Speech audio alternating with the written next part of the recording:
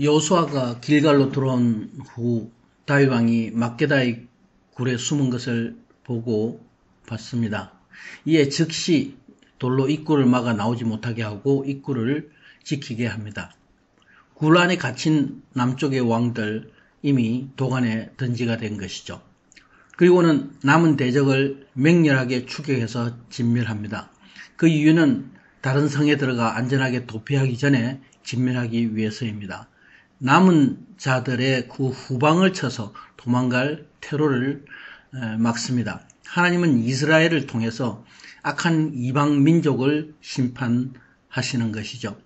왕들을 잃어버린 군사들, 다섯 왕의 남은 군사들을 전멸시키기 위해서 이스라엘이 전력으로 추격합니다.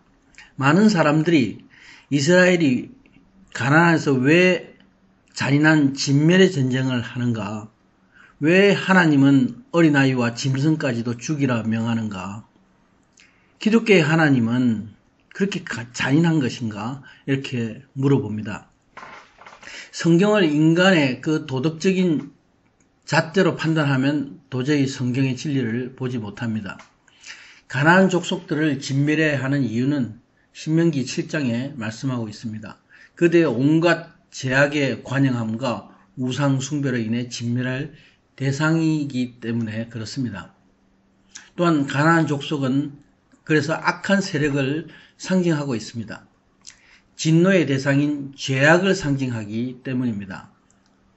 또 이스라엘은 하나님의 백성이죠. 이스라엘을 대적하는 것이 하나님을 대적하는 것으로 진멸의 대상이기 때문입니다.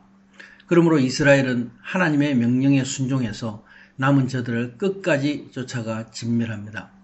여호수아가 이끄는 전쟁은 일반적인 전쟁, 인간의 전략이 아닙니다.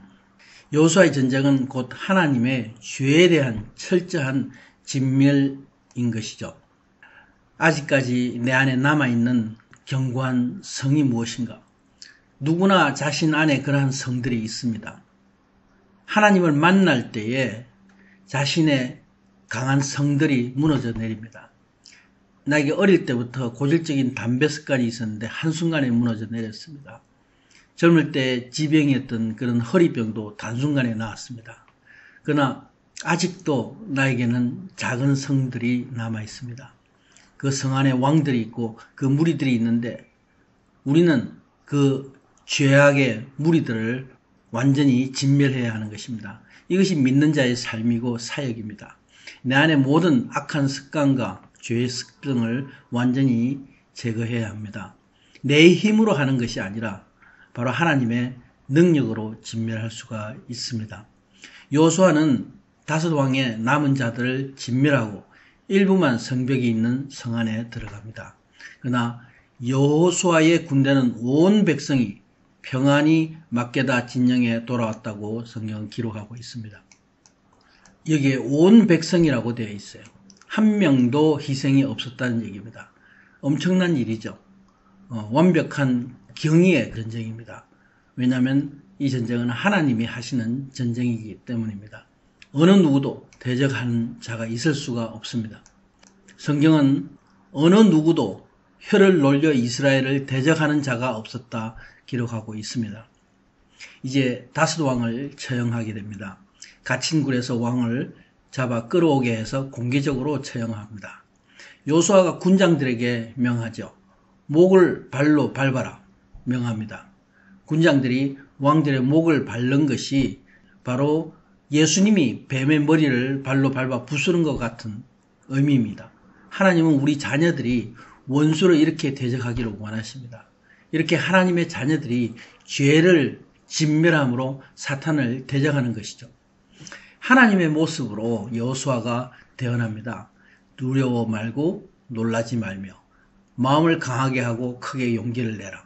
하나님이 원수들에게 어떻게 하시는지 그것을 우리가 마치 보는 것과 같습니다. 왕들을 쳐 죽이고 나무에 매달고 해가 질 때에 시체를 내려서 굴에 던지고 돌로 막습니다. 이런 공개 처형의 잔인한 방법이 무엇을 의미할까요? 바로 죽은 시체를 매다는 것, 이들 죄의 왕들을 보라는 것입니다. 이 죄들이 나를 잡고 있었던 것을 보라는 것입니다.